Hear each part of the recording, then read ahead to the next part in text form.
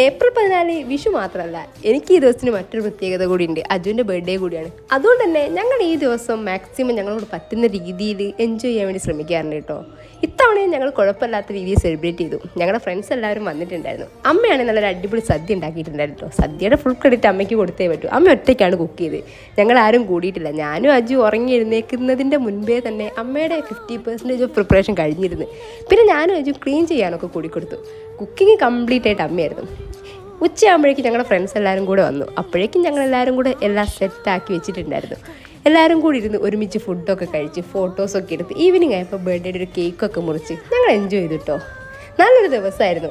ശരിക്കും നാട്ടിലൊക്കെ ആണെങ്കിൽ നമ്മൾ വിഷു ഇങ്ങനെയല്ലേ എൻജോയ് ചെയ്യുക. കുടുംബക്കാരെല്ലാവരും കൂടി ഒത്തുകൂടി വീട്ടിൽ ഒരുമിച്ചിരുന്ന് ഫുഡൊക്കെ കഴിച്ച് അതാണല്ലോ സെലിബ്രേഷൻ. ഇവിടെ ആകുമ്പോൾ ഈ പടക്കം പൊട്ടിക്കൽ ഒഴിച്ചു കഴിഞ്ഞാൽ ബാക്കിയൊക്കെ സെയിം ആണ് കേട്ടോ. എല്ലാവരും കൂടി ഒത്തുകൂടി ഫുഡൊക്കെ കഴിക്കുമ്പോൾ അത് വല്ലാത്തൊരു ഹാപ്പിനെസ് ആണ്.